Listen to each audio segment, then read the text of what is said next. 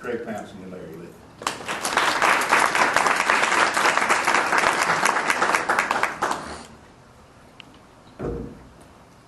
That should have done something.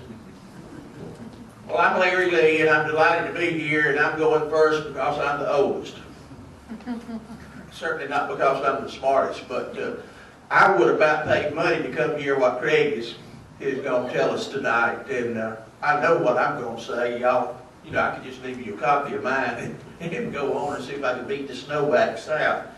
But I will say that last night I was in Gardendale and spoke to I think it was the North Jefferson County Republicans. And that was an interesting and enjoyable. They were very responsive. I was very glad to be there with them. But there's about 4 times as many people here tonight as there were in Gardendale last night. So if that's some measurement. For those of you who may be somewhat history-minded, were we meeting 100 years ago tonight, Montgomery would be in control of the Bourbon Democrats. And a lot of us have heard the term Bourbon Democrats. Basically, the Bourbon Democrats were the black belt planters, the bankers across the state, the mill owners, the mine owners. They were the people who kept all the rest of us in control. And they had it just like they wanted it. Well, obviously, in the last 100 years, we have changed players. But have we changed the way we play? And I would maintain that the attitude of the Bourbon Democrats that we experienced 100 years ago is alive and well in Montgomery tonight. I don't think we're any more transparent, any more inclusive, or any more open than we were 100 years ago. And for an example of that, let's talk about something that happened 2 years ago this month, and that was the passage of the Alabama Accountability Act by the legislature. Now this is, in my mind, the most radical piece of education legislation we have probably ever passed in this state. But yet, not a single educator was involved. Craig was Tommy Bice's chief of staff at that time, and I think he can back me up on it. The superintendent of education for the state didn't know what they were doing. The state board of education didn't know what they were doing. No superintendents, no teachers, nobody that I could know of knew what they were doing. And for a state that loves to brag about its Alabama values, why did we pass a bill that did not come from Alabama? In fact, I spoke to a graduate class at Auburn that had studied this extensively, and they found 80% of the language in the Accountability Act in other state laws from other states. So we're all about Alabama, but we're not going, when we pass legislation for education, we're going to go to other states, and we're sure not going to talk to Alabama educators. And if that ain't the way the Bourbon Democrats operated, by thinking, you know, we're just, this little handful of folks are smarter than everybody else, and they don't need to think for themselves. They can't think for themselves, we're going to think for them. Now, that new bill, the Alabama Accountability Act, provided tax credits for donors to a scholarship program to provide scholarship money at private schools for students from failing schools. And that's important because the language, and I've got the bill with me, is very specific. The whole thing was about let's help kids stuck in failing schools by their zip codes. Now, if I had a dollar for every time I've heard somebody in the last couple of years say it was all about the kids, I could probably go out and buy my own legislator. In fact, a few days after that bill was passed, the Senate Majority Leader said, whoop, turned too many pages. He said this, and I quote, "No special interests were involved in this. AEA didn't have a stake in it. Superintendents didn't. The school board didn't. This is truly pure legislation. It's a great piece of legislation." And think about that statement just a second. Can you imagine that our legislature would pass a bill dealing with agriculture. And the Commissioner of Agriculture, the Cattlemen's Association, the Alabama Farmers Federation, any number of people would not know anything about it. I just don't believe that's going to happen. That bill got 51 votes, yay votes in the House, and 22 yay votes in the Senate. All of the yay votes were white. All of them were Republican. Yet when you look at the demographics of the schools that were impacted by this legislation, you see that those schools are 87% black and 91% poor. And you got to ask yourself, how many of the people who voted for that represent a district that looks like that? The truth is, the Accountability Act was just a camel getting his nose under the tent. Because since then, we've had lots of people and lots of money pour into Alabama. And we got people in Alabama now telling us how to run our schools. They don't know Sylacauga from Sylvania. For instance, Students First is a group some of you have heard of. It's out of Sacramento, California. They've got more lobbyists registered with the Ethics Commission in Montgomery than the Superintendent's Association, the Council for Leaders of Alabama Schools, and the School Board Association combined.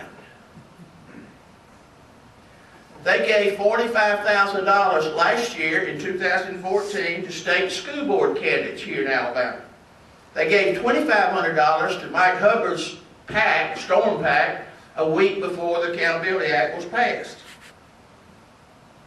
There's a new group in Alabama called the Alabama Federation of Children. Last year they spent $350,000 on legislative races and state school board races. They raised that $350,000 from three people. A billionaire in Arkansas, in the Walton family, and two millionaires, one in Michigan and one in California. $100,000, $100,000, and $150,000. Now, would some of y'all tell me, why in the world did a millionaire real estate developer in San Francisco wake up this morning, look at his wife and say, I just didn't sleep well last night because I'm worried about those kids in Wilcox County, Alabama. And then he wrote a check for $100,000 and sent it to us. We have more carpetbaggers in this state today than we had 145 years ago. And we're still not talking to educators about what it is we should do to help schools. The irony in all this is just mind-boggling to me. Because we love to hate Washington. And nothing good comes out of Washington, except the money they send us. But yet, a few weeks ago, we bused hundreds of kids from private schools to Montgomery and held a political rally. And we asked a former Milwaukee Superintendent of Education, Howard Fuller, to come down from Washington and tell us how to run our schools. I might add that he is the chairman of the board of a charter school in Milwaukee where they give letter grades to schools, and their letter grade is a D+. How many of you want your child going to a D+ school? But we got a D+ person from Washington coming down here, and who was on the stage with him? Mike Hubbard and Dale Morris. But yet everything about Washington is bad. And of course we love to talk about the ill in Washington is that they want to tell us what to do. They want to gain control of things. So that's terrible. But here we are, Craig's got a copy of it, a charter school bill that's going to set up a new bureaucracy in Montgomery that's going to be able to overrule your local schools. Or your school system, school board, excuse me.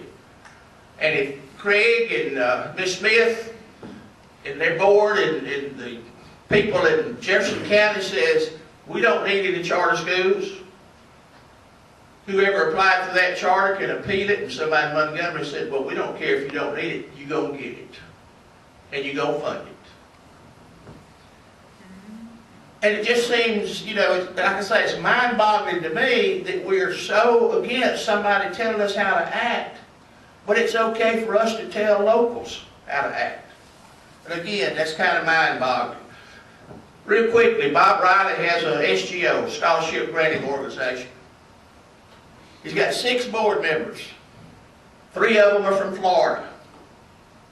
Why are people in Florida so concerned about our school kids?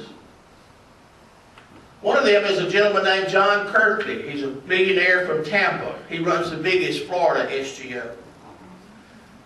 In 2012, the Business Council of Alabama spent $15,000 on state school board races. In 2014, they spent $230,000 on school board races. Billy Canary, my friend, heads BCA. What did he used to do? He worked at the White House for the first President Bush. Former Florida Governor Jeb Bush is running for president. He's been one of the country's most outspoken education reform folks. He created the Foundation for Excellence in Education. 2 weeks ago, our new state House chairperson for education policy had 2 of Bush's employees in Montgomery with her. What we're doing, we're going to a family reunion to try to find a wife. I mean, it's just incestuous. You see, this is just, it's the same little group in this bourbon attitude. We got all the answers. Well, let me real quickly say, what did we do for these kids stuck in these failing schools by their zip codes? When we talk about poverty in Alabama, where do we think about? Think about the black belt. We think about the black belt. There are 10 failing schools in 7 black belt counties that have a total of 2,858 kids in them.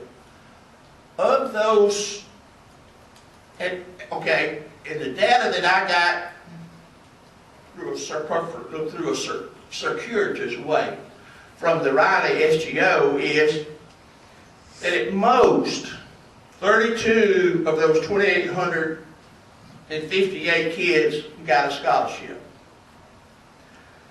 Well, you don't have to pull out your calculator, but that's 0.0111. That's like giving me a gourd dipper and sending me down to Lake Martin and say, drain the lake. It's going to take a long time. Some of these young folks don't know what a gourd dipper is. I said, you better explain that to her there. She's a city girl. You go. Brundage, Alabama term. She's from Brundage. Somebody got a gourd dipper in Brundage, I can promise you that. I passed by somewhere today, I was in Coosa County going from Montgomery to Sylacauga, and there's a whole fence full of hanging gourds dried for somebody to try to sell. So I'll take you to somewhere to get you a gourd dipper. Bob Riley's SGO says they have given out scholarships in 46 counties. In 23 of those counties, there's not a failing school. And it's the kids in failing schools that are supposed to be helped. So what are we doing? Instead of looking for why we're bleeding and looking at where the real issues are, we're being told, go grab a handful of Band-Aids. That's all we're doing in Montgomery, grab a handful of Band-Aids. And look for vouchers, look for charter schools, and don't look for what the real reasons are. One of the real reasons being that all of these failing schools are very high poverty schools. And that's the commonality that runs through all of them. And I'd leave you with this question. Why? Why is all this going on? Why has the world decided to look at Alabama and our school kids? What's the end game? What is it they're after? Are millionaires in California and Michigan really concerned about education in Alabama? When did rich folks in Tampa start worrying about kids in Thomasville. I visit a lot of schools, go in a lot of classrooms. I was in a school this afternoon in Winterburg, Talladega County. I've never seen a school or a classroom labeled Republican or Democrat. And it's time for the grown-ups to stop using school kids as the rope in a political tug-of-war. We're playing politics in Montgomery with our kids. Today, we're offering our children to the highest bidder, to whoever has the most money in their political action committee. And we ought to be ashamed.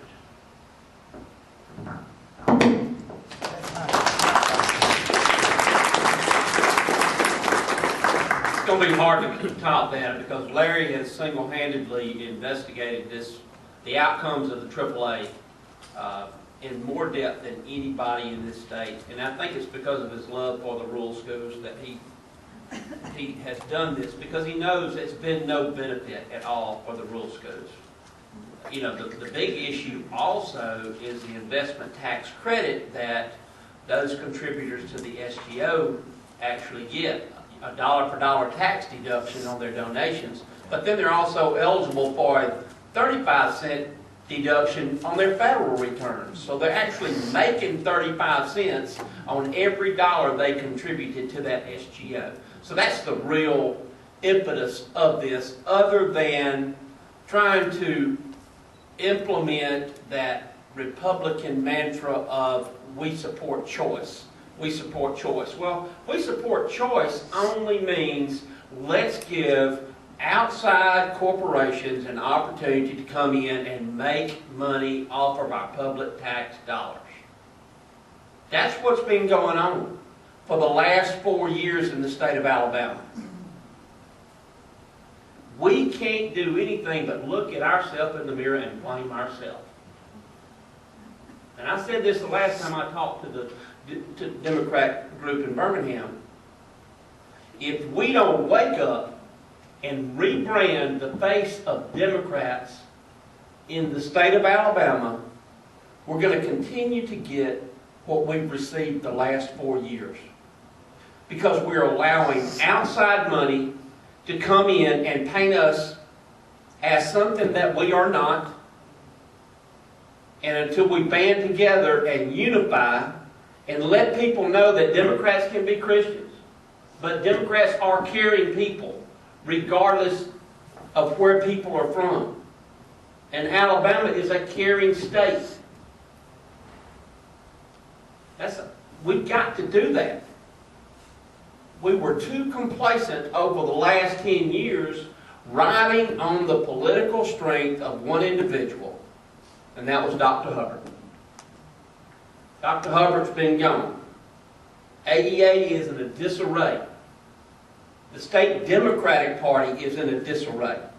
But it's groups like this that have got to stand up and demand more. Because as long as we have one-way conversations in Montgomery, Alabama, they'll placate a conversation, but they don't listen to you.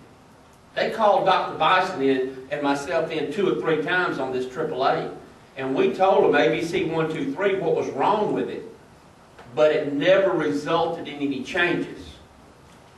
And then in the last 2 years, all of these outside influences have been coming in and pouring money to where they own a piece of so many elected officials, both in the legislature and on the state board,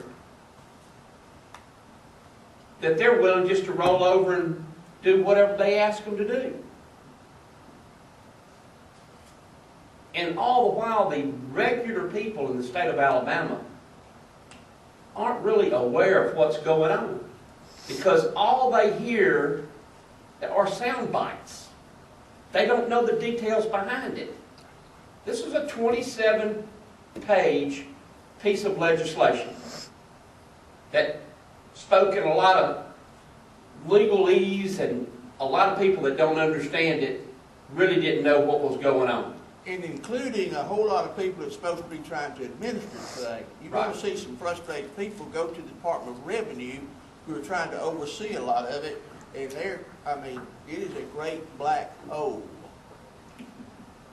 And right now, the face of that, people that they want to appear to be representing these poor children, in many instances are failed administrators that have now started their own private academy and are actually profiting off of these dollars that they are receiving from the tax credits. Now, why am I worried about the tax credits? I'm worried about the tax credits because 60% of all public education dollars comes from the collection of state income tax. They took $50 million out of the coffers, which can no longer come to the Jefferson County Board of Education or any other public education entity. $50 million would have allowed us to lower our class sizes by about 600 teachers in the middle school grades. They want to talk about failing schools? I'll tell you why schools are failing. Because we're sitting with too many middle school classes with 35 and 36 kids in them. That's when a child gets discouraged in the 6th, 7th, and 8th grades.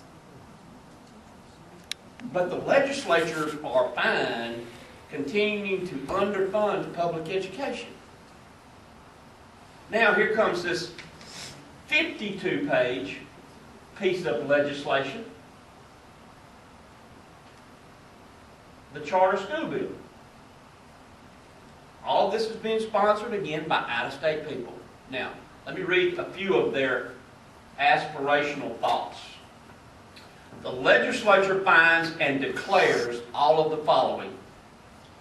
It is in the best interest of the people of Alabama to provide all children with access to high-quality public schools.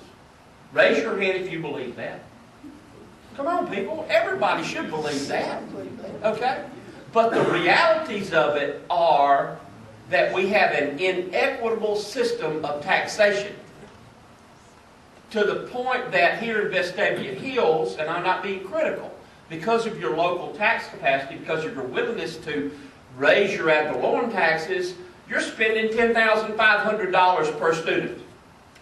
That allows you to personally lower your class sizes, to ensure you have technology, to ensure that you do all the extra things that help troubled kids overcome their obstacles. But then down in Dallas County, right outside of Selma, the poorest school district in the state, they're only able to spend $200 more than what the state gives them. That means $5,700. They can't provide those things. They're sitting in those classes with 35 and 37. Most of their roofs are leaking. But yet they want to paint them as a failing school. The definition they used for failing was totally inappropriate. We have one failing school in Jefferson County Public Schools. And that's Center Point High School. And the realities of it is Center Point High School has a higher graduation rate than almost any high school around it. But because in 2006, there was some federal funding that came down called School Improvement Grant money. It was made available if schools wanted it to help improve their academic accomplishments. Centerpoint did not take the money. But this legislation stated that if you are designated as a school improvement grant eligible school in 2006, then you're on the failing school list, or until there's a reauthorization of that federal entitlement program. Alabama has not applied for any more of that school improvement grant money, and in all likelihood will not apply for any more. So that will forever paint Centerpoint as a failing school according to that legislation because they were on the list in 2006. Craig, let me interrupt a second. How many of you are aware of Linda Nolan, the down the school in Shelby County that works with special ed kids? It's in Alabaster. Alabama. Yeah. They're on the failing school list. There's 4 schools in this state on the failing school list that all work with those, Severely profound Right. handicapped children. but they were on that school improvement grant thing that he just talked about. And so there they are. We're a failing school. I wonder if Cam Ward ever goes by away and says, you know, you ought to close this place down because y'all are failing. Or up in Coleman County or in Montgomery or in Mobile. Anyhow, excuse me. Just so you know where they're headed, okay? It is necessary to continue to search for ways to strengthen the academic performance of elementary and secondary public school students. Well, so we're going to allow outside interest to come in and continue to peel off state dollars in hopes that we will improve the academic performance. Wouldn't fully funding the foundation program, making sure that we had textbooks, making sure that our class sizes were appropriate, making sure that we were halfway trying to keep up with technology, wouldn't that improve the academic performance of kids? You would think so. But they don't mention that. Different students learn differently, and public schools should have the ability to customize programs to fit the needs of individual students. We're implementing in Jefferson County right now in all of our high schools, a counseling program where at the beginning of the 9th grade, one teacher will be assigned to 20 students. They will follow those 20 students all the way up until they graduate, so that they have that relationship to properly advise students and customize the classes that they need to take to ensure that they are college and career ready. So don't tell us what you want to do, because we're already doing it in public education, but they don't want to listen to it. Those who know students best, parents and educators, make the best education-related decisions regarding their students. I wonder how many parents and educators were consulted in the development of these 52 pages. I guarantee you I could line up 100 middle school parents that are concerned because we have 35 kids in that classroom, but yet they didn't consult them. Parents and local educators have a right and responsibility to actively participate in the educational institutions that serve the children of Alabama. Jefferson County has a pretty strong PTA organization. All the districts around here, parents are very involved. So I don't know what they were looking to see happen differently. Public school programs, whenever possible, should be customized to fit the needs of the individual children.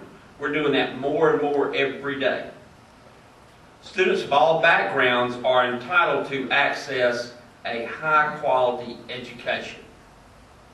Probably one of the last tasks I had as a State Department employee was to go down to Choctaw County to meet with a board that had gotten it at an impasse with their superintendent over a construction contract, a change order for $35,000 or something. On the day I was in Butler, Alabama, Choctaw County did not even have any internet that was up and running. They had run out of their federal E-rate funding and had no money to get it back up and running for this school term. Now, when our elected officials allow that to happen, how concerned are they really? Choctaw County has 10 mills of ad valorem tax. Choctaw County has 2 or 3 dollar stores, and that's their tax base. How many of you know where Choctaw County is? Way down in southwest Alabama. Butler is the county seat. It's the original home of Ezel's Catfish Carry. That's right. First and only. And named after the Choctaw Indians. So that's the preface to this bill. And it's aspirational, and it should be the mantra for every citizen in the state of Alabama. But then in the other ensuing 49 pages, essentially what they're doing is opening the door that will allow outside, for-profit, charter organizations to come in. And as Larry said, at some point in time, Ms. Smith is going to be presented with a recommendation from her superintendent to either be a charter authorizing board or not. If the recommendation is we don't need to be a charter authorizing board, then anybody who wants to start a charter school in Jefferson County can simply bypass the local Board of Education, can go to Montgomery, to a whole new board that it's going to be set up, 9 members. Y'all know how those boards are always set up.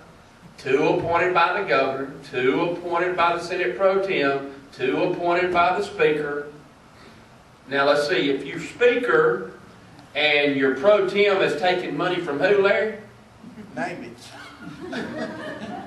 So you would think they would have people appointed to that board that would be sympathetic to the expansions of this. The language in the bill about that board says, in so many words, to be appointed to that board, you will be friendly toward charter schools. Right. And then right below that, it says something about you must be able to render fair and impartial decisions.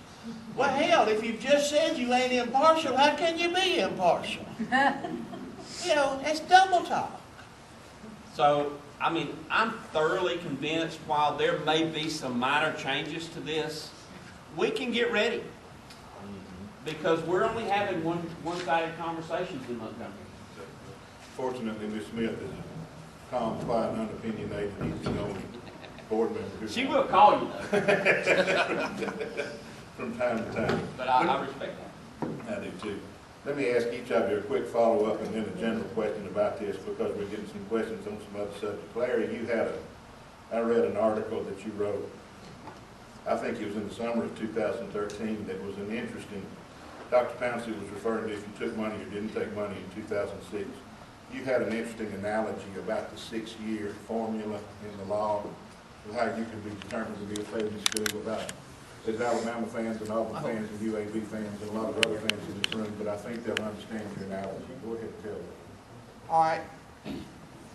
According to the legislation in the Accountability Act, if you're in the bottom 6% in any 3 of the past 6 years, then you are considered to be a failing school, and that is 6% on only reading and math scores. That's the only, you know, it's not how good your football team is or how good your art program is or anything like that. It's just those 2 things. Okay. Nick Saban was hired in 2007. He won his first national scholarship in 2009. But we have to say, because his predecessors were all fired, they had a failing program. Okay, if you do the math, in 2009, he was still dragging these other 3 years from Mike Shula. So the legislature ought to pass a resolution and say, wait a minute, University of Alabama's got to give back that 2009 national championship because they were really, they're still dragging forward those 6 years.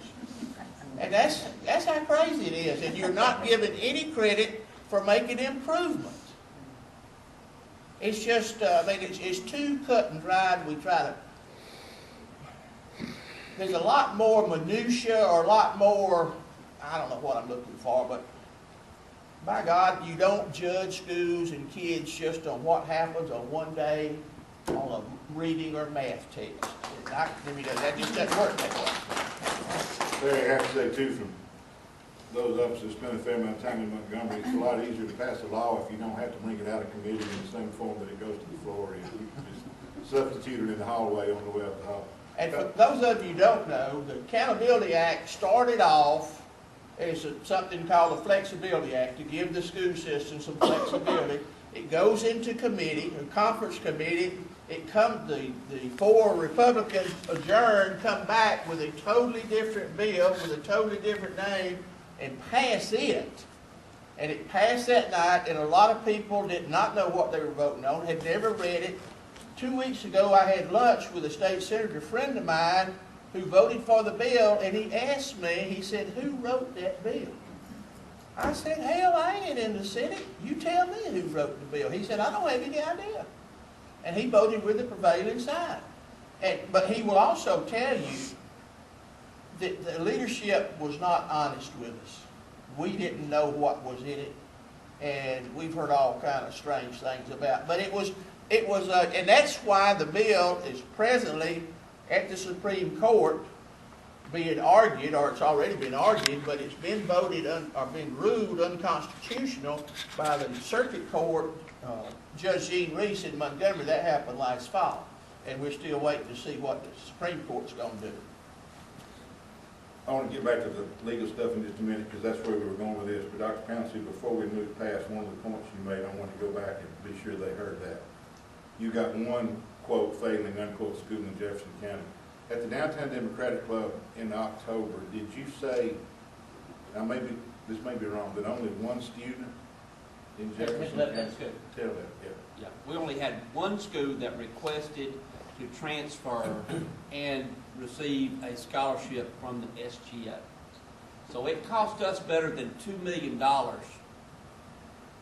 allow one student to get, at the time, a $3,500 scholarship.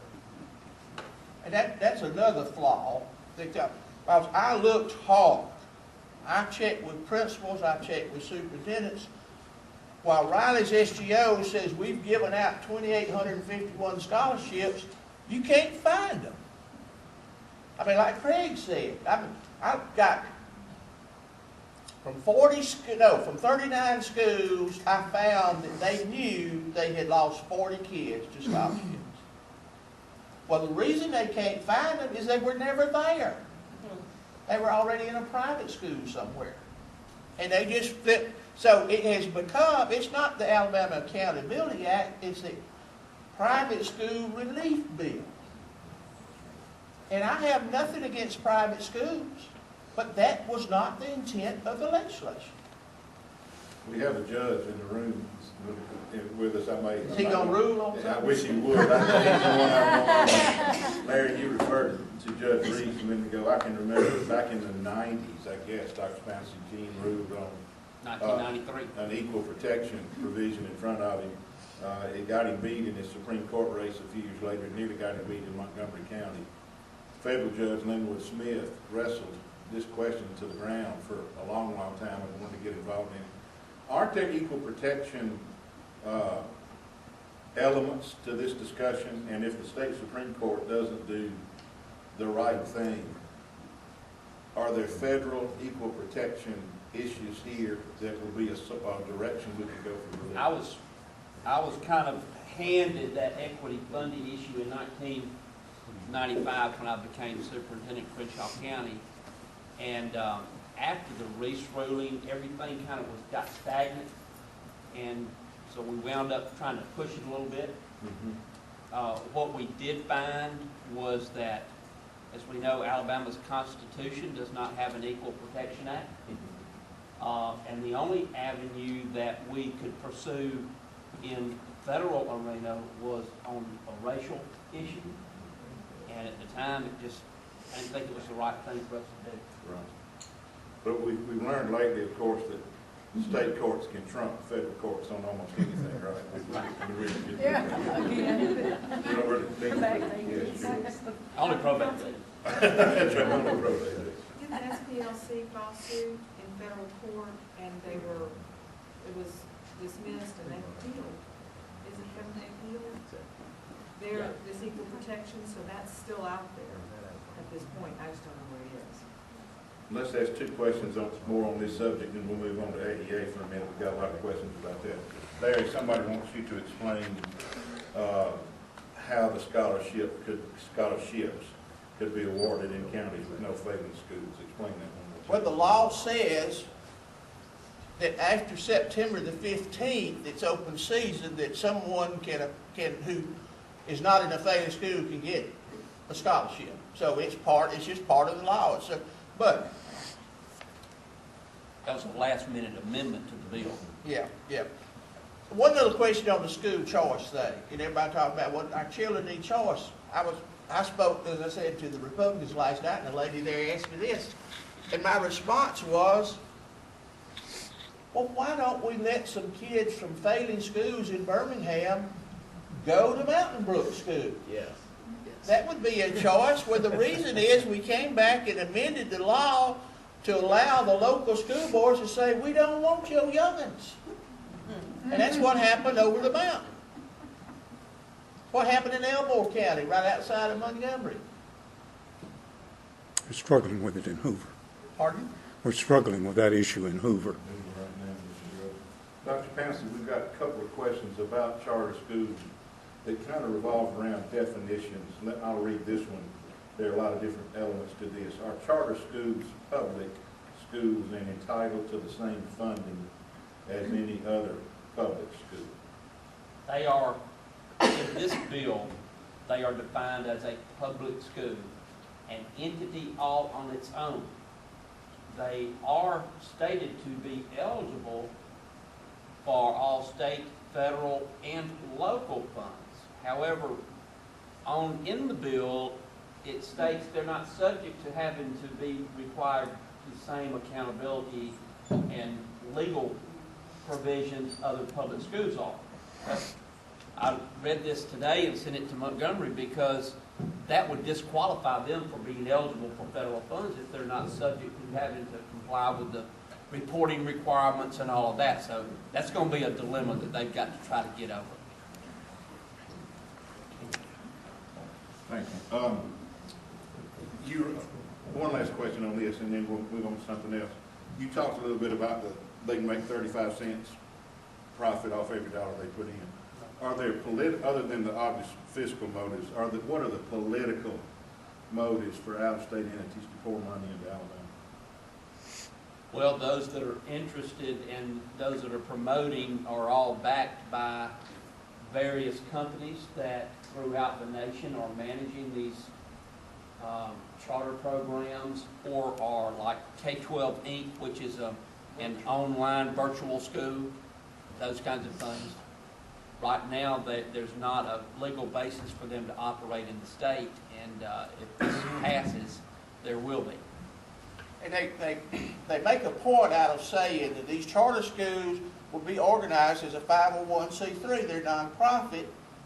Yeah, but then they turn around and go hire somebody to run the school, and that's where the money is. That's right. That's where the money is. The last time that this group met in this kind of setting, we were at the Homewood Library, and we were, I guess, Bob, about halfway through the session. Dr. Griffith and James Fields were on the stage that night answering questions, and Bob brought his cell phone up to me and handed it to me. Instead of handing me an index card, he handed me his cell phone, and on it was a message that Dr. Hubbard had died that night, just within an hour of when we were meeting. And the questions that James and Dr. Griffith were answering were about public education right that minute. We've got a lot of questions that have come in tonight about AEA and the NEA. Obviously, it's been in the news an awful lot lately because of the executive board's decision about Dr. Mabry. At the moment, there isn't an executive director. Larry, you and I were talking before the meeting about the quote from Mike Hubbard about hopefully the AEA would hire somebody that could work with the Republican supermajority. That should be an interesting hire. I'd like to see that. Be interested to see who they did. There was a teacher that worked in Trustful, and one of the UNICEF people told me the story. She was out there at a meeting, and she was talking about the importance of getting out the Democratic vote, and one of her board members told her that she was voting straight ticket Republican, and Jocelyn asked her, why she was doing that, and she said she wanted to send President Obama a message. And Jocelyn's response was that she would get the message a long time before the president would get any message from him. You have spoken, Dr. Pouncey, very eloquently about how there aren't that many people speaking up for public school teachers in Montgomery these days. The AEA at the moment is leaderless at the top. The NEA is an issue in this at some point, perhaps, in rebuilding. Who's going to speak for the teachers for a while? What's going to happen in terms of the legislative presence for the teachers? Well, unfortunately, we're going to be subjected to a continuation of what's happened for the last 4 years for this session. For the sake of public education, I hope that the AEA board thinks long and hard. I think it's time that we get back to our roots, to have somebody who is a political operative, but somebody who understands the importance of education, somebody who understands the struggle of that single mother that works behind that lunch counter, and somebody that can actually relate to what our public education employees go through on a daily basis. And, you know, there's a lot of names circulating around there, but the names I've heard, I've not heard of anybody who I personally could fully support. I think AEA's got one more strike. As I told somebody the other day, I said, Paul Hubbard is dead, and so is AEA. Paul Hubbard at AEA for years was an 800-pound gorilla. And people who disliked him immensely, but respected him, always knew that he had their back. You know, and he also had a friendly legislature, which is one of them, they kind of joined at the hip.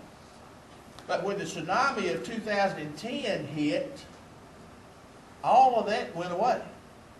And that crowd came in there with one thing in mind: how bad can we screw AEA? I mean, that was, and it started before Riley left office when they had that special session with the brand new legislature and the existing governor, and they went in there ethics to change ethics. But what they really did was, let's make sure it's going to be hard for AEA to get their membership dues, and you can't have deductions out of their paycheck. That was what it was all about. So they have been from the get-go, you know, how can we hurt AEA? And children are simply collateral damage. This ain't about children. As I said, it's time the grown folks quit using kids as a rope in a tug of war. We need a strong AEA to give some support to the superintendents and to other people. Now, you may fight like cats and dogs sometimes, but you still need that representation there. And I think this whoever they get has got his work cut out or her work cut out. And if I were advising AEA, I'd say haste makes waste.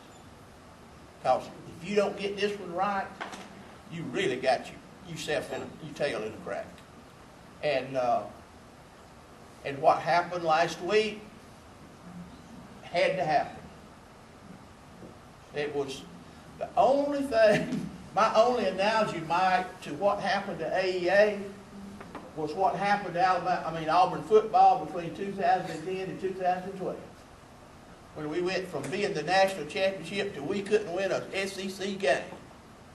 We went from the penthouse to the outhouse in 2 seasons. And AEA has pretty much done the same thing in about 4 years. But at least you had the benefit of knowing the University of Alabama was a failing program, so you used it. Well, I've kind of felt like that for a long 50 time. years. I know you have. I want to make one thing clear to everybody here. The question there specifically mentioned the AEA because of all the news this week about Dr. Mabry and the leadership change. The American Federation of Teachers is also a very key organization in our state and in our county. We have some people here tonight from that group too. We're thankful for you. Stand up, ladies. Stand up. Stand up. Come on, This is Susan. AFT Road right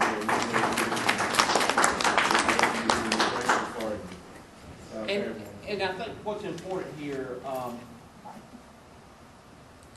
it's not picking AFT over AEA or vice versa. It's trying to create some balance in the conversation. That's what a strong AEA did. And at the time, AFT was there at the same table, having those same conversations. So if we're to overcome what's been placed in front of us, we've got to gain the higher ground to have those conversations, and we can't do it right now. Let me ask two other questions about that, about the teacher lobby and other things. And obviously, this is directly the flow of the questions is to the head table tonight. But if some of the education representatives here want to throw a thought in on this, I might see if Bob will let me break the rule. The story I told you about the UNICEF director was a true story. One of her teachers said she wanted to send the president a question on some issue. That was a costly message. The question that came forward tonight was, why are so many school teachers? Let me give one other background to this. One of the things that's frustrating, we've all been on panels lately and given speeches around the state lately about what the Democratic Party was going to have to do to rebuild. And one of the frustrating things is that not only are we not getting new friends, we've lost a lot of friends that were old friends. The men and women of organized labor used to be pretty faithful supporters, thank you, of the Alabama Democratic Party. Certainly the school teachers of Alabama were. And now issues like national issues, but also maybe perhaps the issue that Jefferson County and the probate judges were wrestling with the other day, may be distracting a little bit. Why are so many public school teachers who are being targeted by the Republican legislature still having a hard time deciding what party they want to support? Lack of understanding and an unwillingness to try to gain a better understanding of what they're really doing. I mean, our teachers, and I worry about this. I have 2 sons and 2 daughters-in-laws that are, young teachers. And unless something changes drastically, I worry about their ability to provide for their family. I see these young teachers, first-year teachers coming into our building for professional development. I know the student loan burden they have on their shoulders. And I don't see where there is any desire in Montgomery to ensure that those professionals are paid at an adequate rate to similar professions in this state. I think you're right. Because there's still that much animosity against public education. When I said something about out-of-state money painting the Democratic Party, that same out-of-state money has painted a picture that now is ingrained in those citizens who are not connected to school. It's painted a picture that all public educators are failures. Yeah. With one broad brush. And it's not going, we've really got a lot of work to do to overcome that. One of the analogies people have used lately is that men and women of organized labor, steel workers, mine workers, electrical workers, were in deep trouble, and the Democratic Party helped them pass laws and improve their working conditions and improve their pay and improve their pension and improve their insurance. And they relaxed and got to worried about prayer in schools or same-sex marriages or other things because they weren't worried about their employment situation anymore. But they're not under attack right now. And it seemed like if we're going to regain some ground, that's an awfully good place to start. And perhaps this night is doing that. Well, let me tell you real quickly why I fool with education. I'm not an educator. The only time I've ever been in education was when I was the student at the desk. Or in the corner. And what school was this? What school? I finished at Theodore High School down in Mobile County, right after the earth coup. But why I'm interested in education is simply this. In my last job before I retired 4 years ago, as was alluded to, we did a study of 10 rural schools across the state that I call high-performing, high-poverty schools. Me and 2 colleagues drove 10,000 miles to visit those schools, to go to fall festivals and PTA meetings and city council meetings, and we just dug in. But what I learned was this, and we went to Arley, How many of you know where Arley is, up in Winston County? Fruithurst, over in Cleveland County. Phil Campbell, up in Franklin County. Dutton, up in Jackson County. I mean, these places, they were on the backside of nowhere. And what I saw was people who were busting their fannies every day, and they don't have a pot to do you know what in. And I simply said after that, I'm just one voice, but if I can raise it and bring a little attention to somebody, so be it. And so that's why I get interested in education. And I still stay in touch with those principals and a lot of other principals. And it just aggravates the heck out of me when I talked to Amy Hiller at Meek Elementary last week. A wonderful school and a wonderful teacher. They've not had a new textbook provided by the state since 2009. Every time they have new textbooks, they do a fundraiser. It costs $30,000 to buy what they have to have. Now go to Arley, Alabama and try to fundraise. There ain't nothing there to get money from. And that's the truth, the same all across the state. And I asked Amy the other day, I said, Amy, how do you fundraise? What do you do? She said, we just do everything, 24/7. Anything we can think of to bring any money. You know, box tops or whatever all these gimmicks are, that sort of thing. And I will never forget the day that I walked into Amy's school a couple of years ago, and I said, Amy, if I gave you a blank check, what would you do with it? She said, Larry, I would run the heat and the air conditioning when it ought to be run. My question is, who's failing who? Right. I was with an official with the State Hospital Association the other day, and he said that part of the problem they had was that there were still 14 hospitals in Alabama that were not wired for the internet at all. And when he's asked about that, Dr. Pouncey, he says what you said a little while ago, that they're in bad shape, that there are a lot of schools in Alabama that either never had it or have had it and not been able to pay for it to keep it going. Say a word, Dr. Pouncey, to the, I know you've got a board member here and you've got some education officials here. There's a lot of, in a lot of counties, there's a lot of reductions in force, a lot of outsourcing going on. You have been very eloquent, very strong in support of your teachers and trying to be careful with only attrition contributing to rifts when that can happen. You have a lot of support personnel, obviously, as well. Been a lot of discussion lately about additional programs, extra programs, after-school care, and a lot of other things. Are the support personnel of Jefferson County going to be as well protected as the teachers? Well, let me say this, because I know that was a planted question. Contrary to what rumors have been let through the district, yes, some people will lose some jobs. But I can't help that. We have a constitutional requirement that prevents us from submitting a deficit budget. Now, Ms. Smith's my board member along with 4 other board members. I assume they brought me in here to do a job.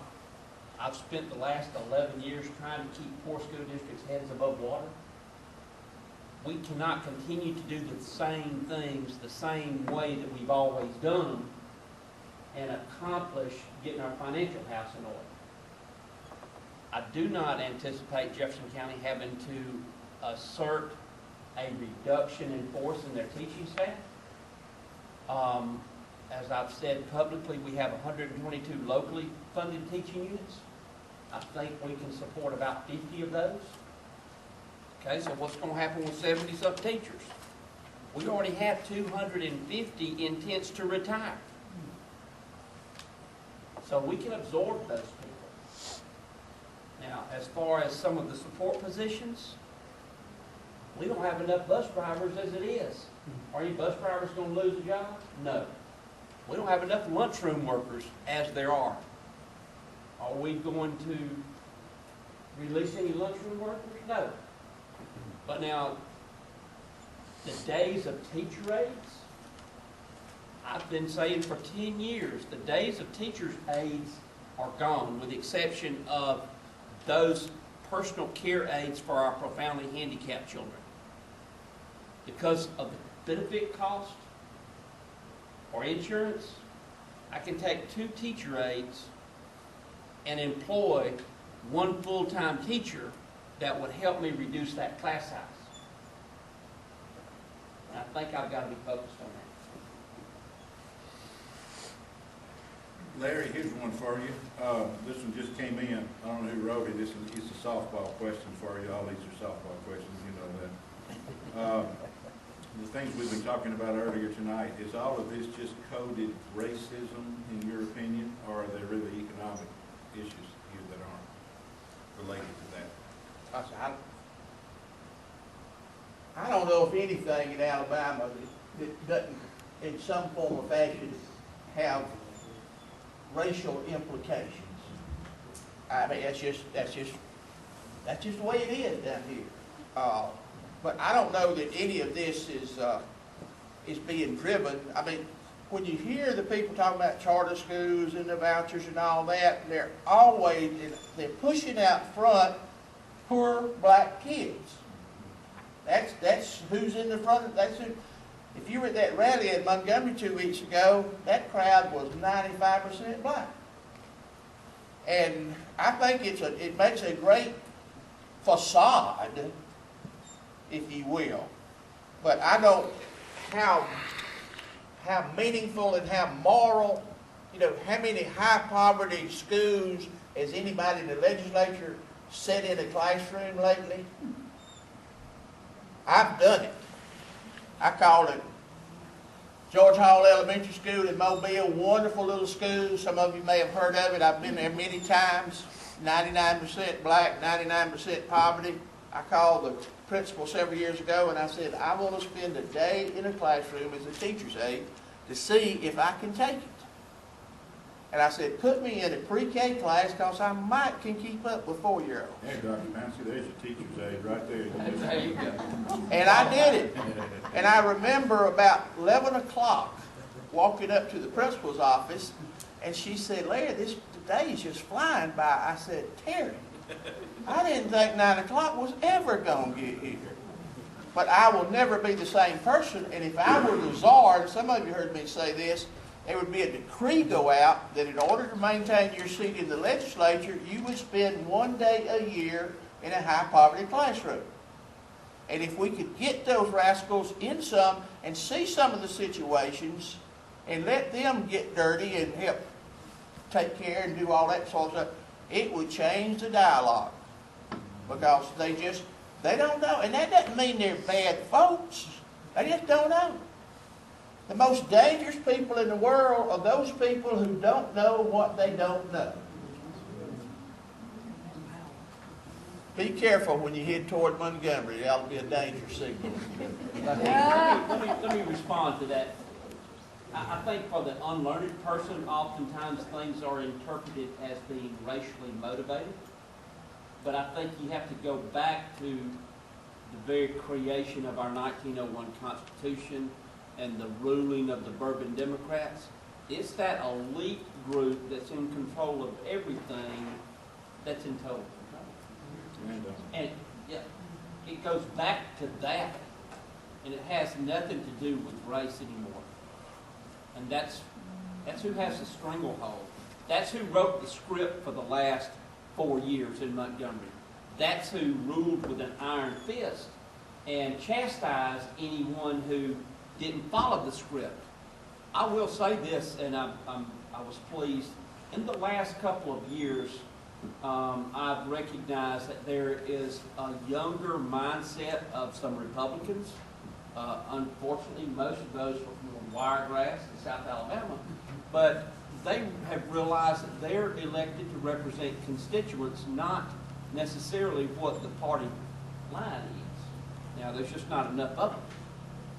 But I'm hoping we'll continue to see that trend. There was 15 Republicans who did not vote for the Accountability Act. And a number of those were people who were past educators, like Randy Davis and Daphne and Alan Baker down in Bruton and some people like that. So it did not get, it got plenty of votes, but it didn't get all of them. Dr. Pouncey was looking around at me because both these guys are from the Wiregrass, and I was teasing them before the meeting about, are they gonna straighten us out, or are we gonna straighten them out? I don't think that'd be good. There's three real quick, short answer, I think, legal questions. Dr. Pouncey, does the tax credit profit making that the corporations are doing, does that extend to personal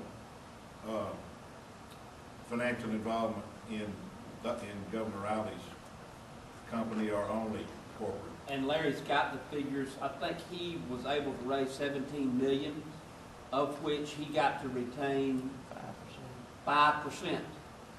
And the law says you can take 5% as administrative fee to run you, pay you help and all that sort of stuff. So it was actually 17.8 million in 2013 he raised, so he got nearly $900,000 to run the marketing effort with. How can it be constitutional to give public tax money to private schools, or even to give to parents to pay for private tuition? Nancy's the constitutional expert. But that's my question.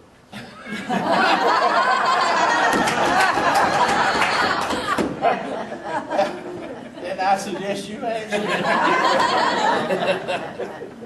Oh, I don't know. That's a great question. I don't have the answer. But it probably lies in the fact that you're laundering the money. And the way it works is, I give money to Craig's SGO.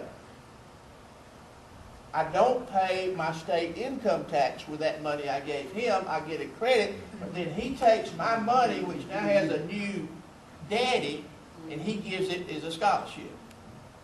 So it's a pass-through. Sounds a little bit to me like pack-to-pack transfers. It's called transparency. Yeah. I tell you what's going to be interesting, however, is that Judge Reese's ruling raised the constitutional question. Now it's at the Supreme Court. That same constitutional ruling was the basis that Roy Moore used to overturn the 2002 suit that essentially stated it's an act of the legislature, and whatever they so choose they can do. So really the Supreme Court is in a catch-22. He can't go against the foundation for his 2002 ruling.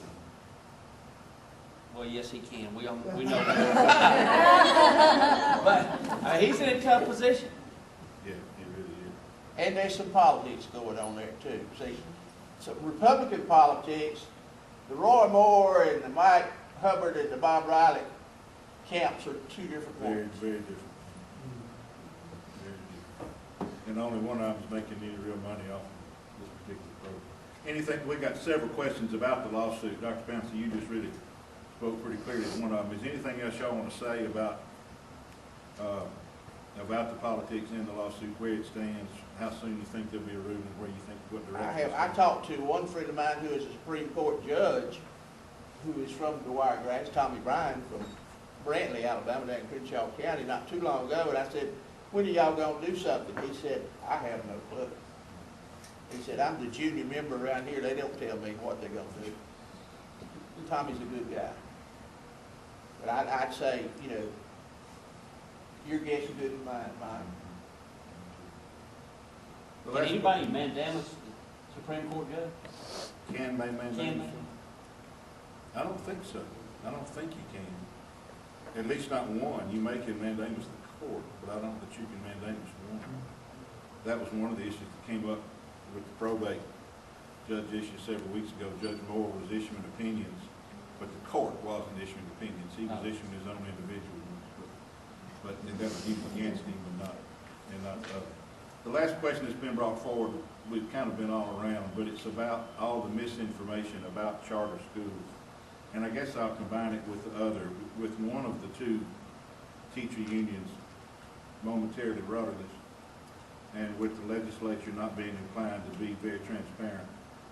There is a lot of misinformation about charter schools. Who should we expect Should it be the local school boards? Should it be a not-for-profit group? What's being done to educate the public, to explain to some people who really might care to know some of the things that we've heard tonight, to help them form an opinion about whether they're for or against charter schools, for or against the Accountability Act? So, Larry, I got to start saying so-called Accountability Act. I can't. Right, it's the Unaccountability Act. If anybody here wants to see me afterwards and get a card and email me, which maybe it'll go through, maybe it won't, but I got a report just today that a group out of Boulder, Colorado, the National, Chris National Education Policy Center, William Mathis and that crowd, and they've just put out some really good new information about dissecting all the charter schools. I'm not against charter schools. Charter schools are like public schools. Some of them are great, some of them are terrible, and most of them are somewhere in between. What I am opposed to is us wanting to buy a new car when we can't afford to pay the rent. When Amy Hiller is up there and the heat won't work to keep her kids company or comfortable, and she's having to bust her fanny to raise textbook money, then why are we going to divide an already small pie into smaller pieces? And that's all we're going to do. And anybody who said, they say, well, the money follows the child, and it's not going to take anything. The devil. I take 10 children out of a classroom, I still got to pay the heat, I got to run the lunchroom, I got to run the buses and all of that sort of stuff. So, some of the money does follow the child, but not enough of the money follows the child. And here's what I find interesting. Who is going to be most hurt by charter schools? Private schools. Come to Montgomery, where I live. We got 40+ private schools. The mayor is talking about we need charter schools. Who are those charters going to go after money? They're going, some of those mamas and daddies in private schools say, woo, I don't have to pay that tuition. I'm going to put them in this charter school, and that charter school is going to be out there competing for money from all the same folks that the private schools are competing for. They ain't thought this thing through very well. Hey, can I make a shameless plug for the Alabama School Connection here? Well, you probably will here. My name is Trish Crane, and I started a nonprofit news organization called the Alabama School Connection. It's alabamschoolconnection.org. Lots of you know about it. Helen's sweet. She sends my stuff to her massive email list. But that's my goal, is to keep, I just published an article last night around midnight, a first look at the charter schools bill.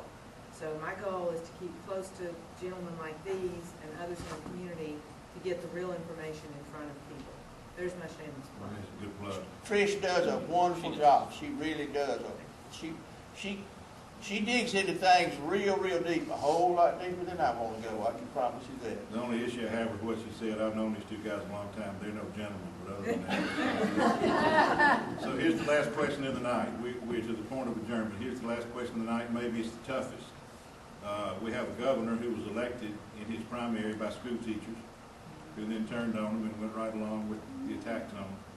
We're 3 years and 10 months from the next statewide elections of constitutional officers and legislators. There's a supermajority that's not going anywhere unless the federal court gets a hold of the maps and does something more than they've done. This is a pretty sad discussion tonight. It's a truthful one, it's an honest one, it's an accurate one, but it's sad. If you were to give us a word of hope tonight, other than for things like this, if you could give us a word of hope tonight or point us in a way to help, what direction would that be? Or what word would that be? Where do you go first? No doubt there needs to be a coming together of like-minded individuals that want better for the citizens of this state. And organized, do I think it can get done before the next election cycle? Not effectively. But I think we need to think long-term. And we need to quit allowing other people to paint what we look like. And be proactive. Good answer. Larry? Yes, I think there's hope. And I would say don't sell yourself short. Apathy is the greatest thing going for us. And think about that a second. Most people don't give a you-know-what. which means that some guy like me, who doesn't, I ain't never been in a classroom or taught or know anything about education. I don't have any degrees in education. But these people that invite me to meetings and come talk, and I write stuff and they put it in the paper. Now, why is that? Because everybody else is sitting on there, you know what? And I can take you to a little group of women in Indiana who turned that state upside down with social media about education. And if I wanted to turn the world over, I would have one person in each county. That's all I need. In a big county, give me 5 women. Because they'll get something done instead of just talking about it. But I think that if we, and I really said that, I really believe it is not a Democratic issue, it is not a Republican issue, this is an Alabama issue, and if we can make some friends out of some Republicans, so be it. If it becomes a partisan issue, that I right with. Well, it's being used as a partisan issue, but Terry Latham is a brand new state Republican Party chairlady. She was elected last Saturday in Mobile. She's from Mobile, or the election was in Montgomery. I met her last night. She used to be a 5th grade school teacher. And she told me afterwards, she said, you just keep on preaching. And she was not elected with the support of Mike Hubbard. And in the Republican Party, it ain't all kumbaya. Is it, Nez? No, it's not. There you go. But we need to go back to your Indiana issue. This individual mobilized parents, and they wanted better for their kids and essentially called those legislators out. And over what, a couple of years, they've now turned the tide. For you Baptists, kumbaya means come by here, just in case you were curious. Bob, you want to say something? Larry, can you tell us who that group is? That might be a great model for some It of us really to look would. at. I've got some email addresses at the house. If you, will. I'll try to remember. Yeah, That's fine. I was in touch with one of them just over the weekend. Okay. But what is happening in Alabama happened a long time ago across the country. We were just slow to get to the dance. Because all this crap we've talked about tonight, charters and vouchers and everything else, it's been going on in other places. It was only after the tsunami of 2010 did the ground become fertile in Alabama. So what we're doing down here has already, it's percolated along. You got way on out there in other places. And that's why, if you want to learn about charter schools, Google can give you more about charter schools than you want to know about. I interviewed a lady at Auburn the other day, Dr. Brittany Larkin. She just did her dissertation. She came up here from Gainesville. She's down the Auburn staff. She was a special ed teacher for 10 years. Her dissertation was on charter schools in Florida. If you want to get an eye-opening thing, sit down and spend some time with Brittany. She will tell you that Jeb Bush and all his crowd are a bunch of, whatever. But the information is out there, but we probably need it in more concise terms. But there's plenty of information. In closing, let me say, Emma, we're glad you're here tonight. We're going to need Congresswoman Sewell to cancel out a few votes up there, I think. Fortunately, you're here to tell her about this gathering tonight and encourage her to keep going. I said a minute ago, kumbaya means come by here. We're very thankful to Larry Lee and Greg Pouncey for coming by here tonight and they both have long days. And fellas, we appreciate you coming and caring enough about this to spend your evening with us. Would you thank them for coming and being with us?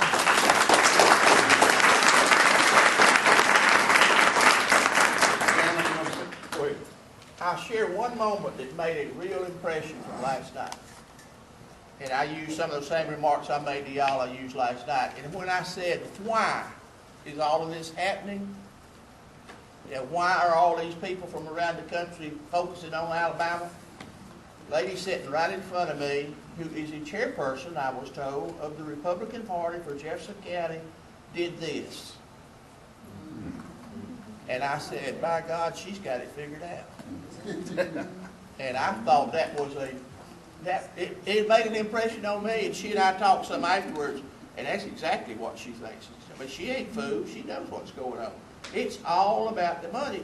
That's why I said, you know, all these people that say it's all about the kid, it's all about the kid, they lying through their teeth. Bob, as always, though, the Mountain Democrats know how to bring the crowd together, know what to talk about. You want to say anything to this group before? I just want to encourage people to come by and, if you need a voter, registration application, we got those. We have some schedules for the upcoming training for political activity. It's time to get busy. We also have the, information sheets for just about everything we've talked about tonight, the dates and email addresses to check them out more. So please come get some of that if you can. And thank you. Thanks to all of you. We adjourn. Good night. Thank you.